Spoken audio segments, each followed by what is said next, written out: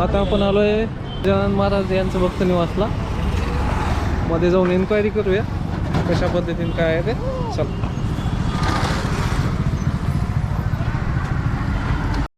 हे आहे गजानन महाराजचं मंदिर पण आहे समोर आणि छान असा परिसर आहे. आपण या पूर्वी पुण्यातील आळंदीमधील भक्त निवासचा व्हिडिओ केला होता. आता ह्याचा बनवूया, रूमची चौकशी करूया कशा पद्धतीची काय आहे.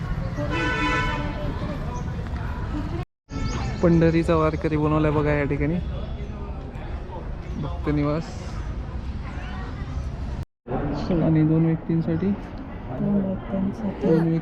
ही खाली 350 सुसज्ज 450 2,000 अशा पद्धतीच्या रूमचा रेट आहे इथे. छान भक्त निवास या ठिकाणी. प्रसादालयाकडे जाऊया आपण. रूम खूप मोठा परिसर आहे या ठिकाणी आणि बरेचसे भक्त निवास आहे. आणि इतर भक्त निवासपेक्षा इथं स्वस्त आहे आणि चांगले पण आहे. मंदिराचा व्ह्यू पण बघा मस्त आहे, छान आहे.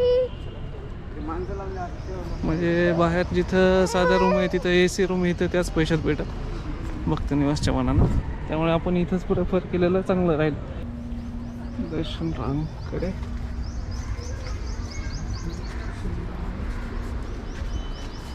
जय हनुमान ज्ञानगुण सागर प्रतीत श्रीराम मंदिर.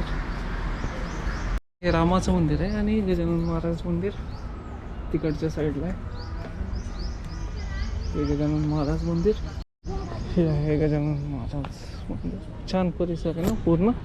ते श्रीराम मंदिर जे पाहिलं.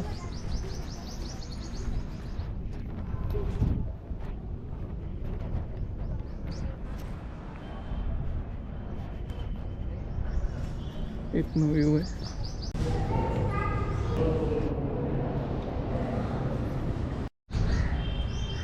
मस्त छान असं मार्बल मध्ये बनवले बहुतेक मंदिर पूर्ण.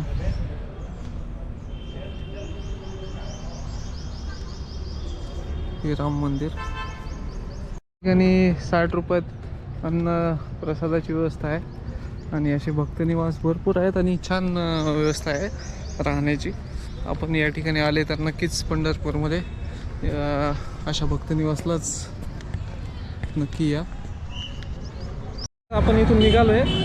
ऑन द स्पॉट बुकिंगच आहे, ऑनलाईन बुकिंग नाही, फोनवर पण बुकिंग नाही आहे. आपल्याला इथे येऊनच बुकिंग करावं लागेल, त्यावेळेस बुकिंग होईल.